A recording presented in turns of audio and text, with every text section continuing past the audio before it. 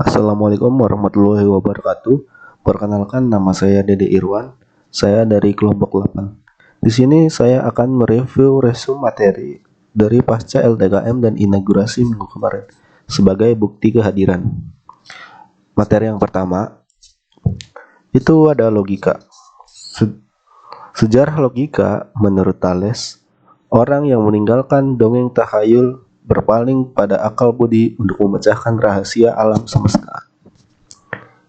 Kemudian yang mengenalkan logika ada Zeno, Socrates, Sophis, dan Plato.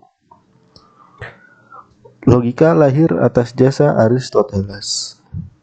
6 buku Aristoteles. Yang pertama ada mengenai pengertian, tentang keputusan, kemudian tentang pembuktian, kemudian tentang argumentasi, tentang silogisme, dan yang terakhir tentang kesalahan berpikir. Secara etimologi, logos berarti sabda. Ada juga dari bahasa Arab, yaitu mantik, yang berarti perkataan atau berucap. Dan secara terminologi, artinya penyelidikan hukum-hukum berpikir benar.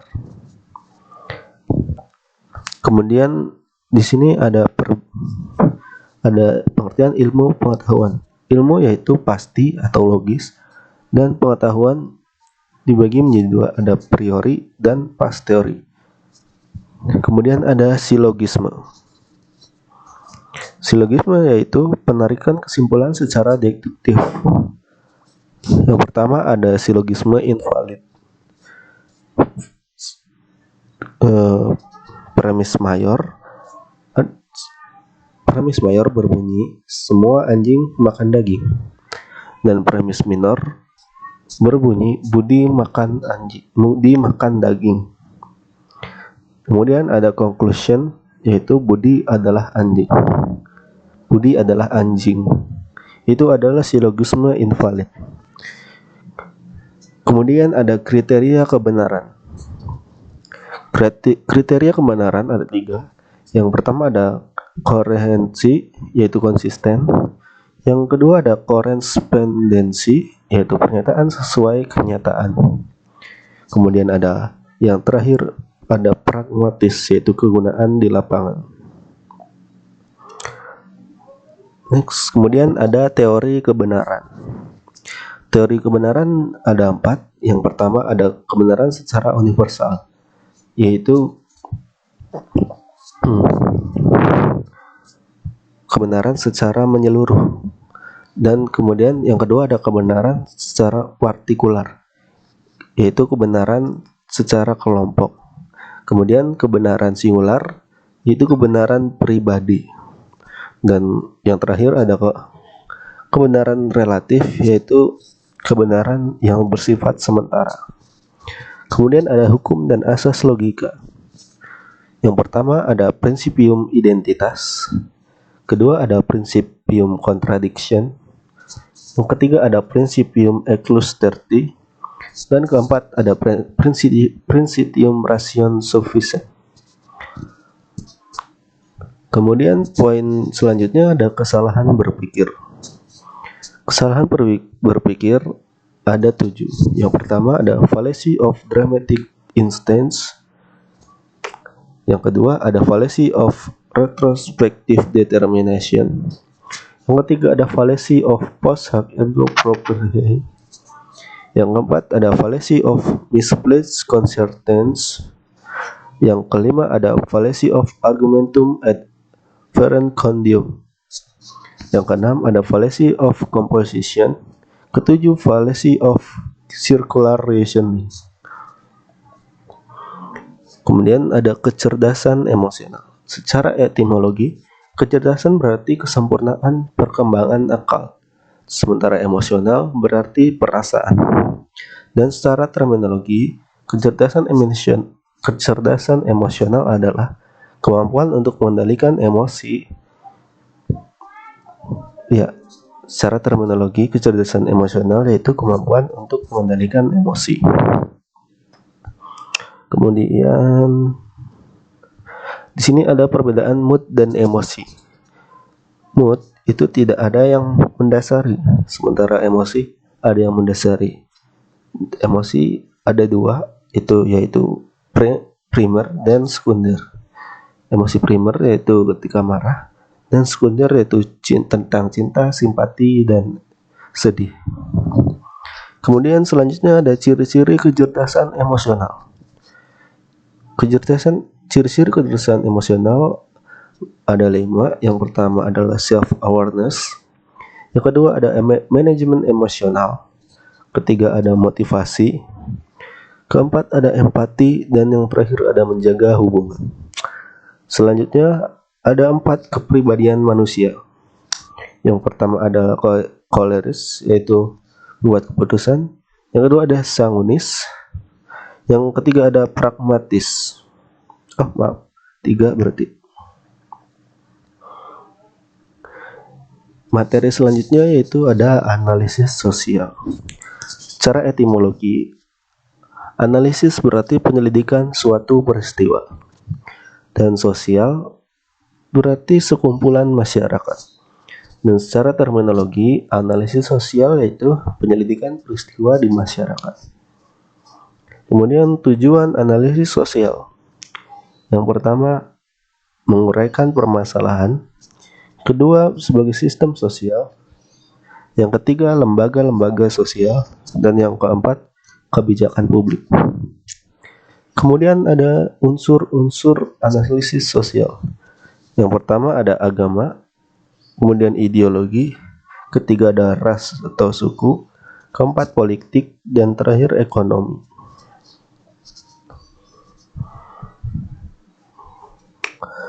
Kemudian selanjutnya ada teknik dan metode analisis sosial. Teknik dan metode analisis sosial ada 4. Yang pertama ada tinjauan historis, yang kedua ada tinjauan struktural, yang ketiga ada tinjauan partisipatif, keempat ada tinjauan kepentingan. Kemudian di materi selanjutnya yaitu ada manajemen aksi. Manajemen aksi secara etimologi, manajemen berarti pengelolaan, sementara aksi yaitu tindakan. Secara terminologi, manajemen aksi adalah sebuah gerakan mengelola data. Kemudian ada dasar hukum manajemen aksi. Ada dasar hukum manajemen aksi, ada Undang-Undang 1945 Pasal 28E ayat 3, dan juga Undang-Undang Dasar Nomor 9 Tahun 1998. Selanjutnya ada bentuk aksi. Ya, bentuk aksi di sini ada 5. Yang pertama ada audiensi. Yang kedua ada agitasi. Ketiga ada revolusi. Yang keempat ada unjuk rasa, dan terakhir ada advokasi. Kemudian di sini tujuan manajemen aksi. Yang pertama menyampaikan pendapat. Yang kedua untuk menyadarkan masyarakat. Ketiga menarik perhatian terhadap isu. Dan yang terakhir memberikan tekanan kepada pemangku kebijakan. Kemudian ada macam-macam aksi. Yang pertama ada panggung rakyat, kemudian ada long march, dan ada aksi damai.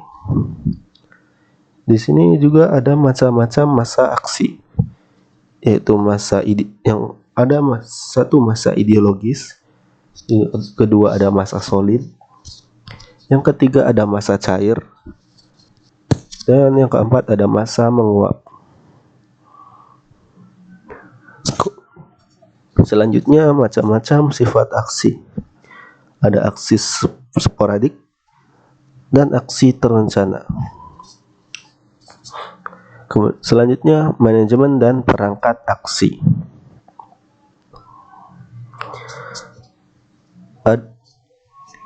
Di peraksi terlebih dahulu, ini ada yang pertama ada konsolidasi, kedua kajian komprehensif, yang ketiga menyusun draft kajian, yang keempat sosialisasi.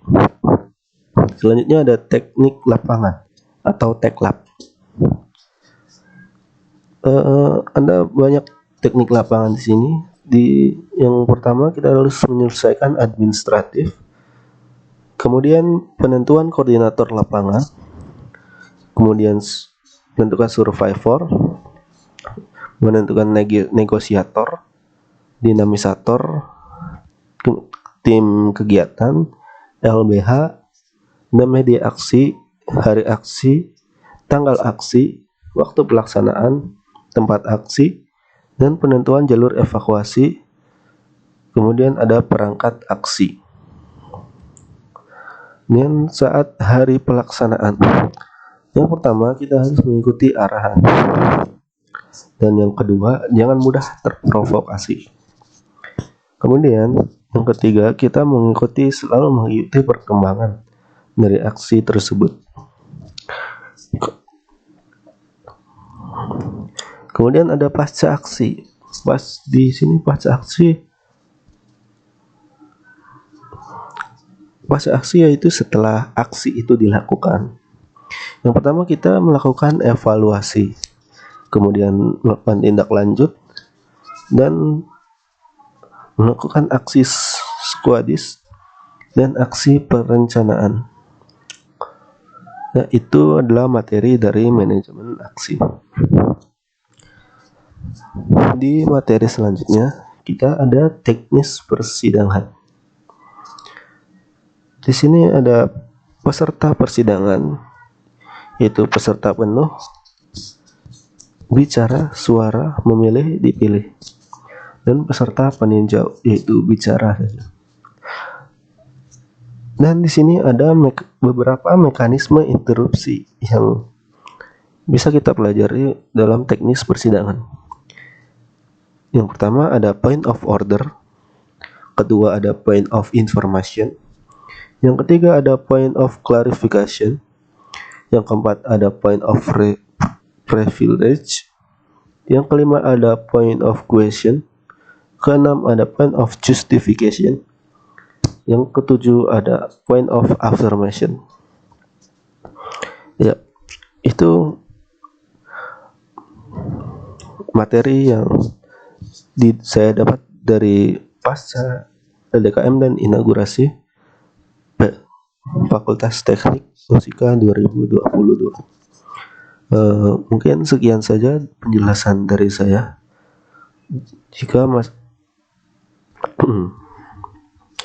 Sekian saja penjelasan dari saya.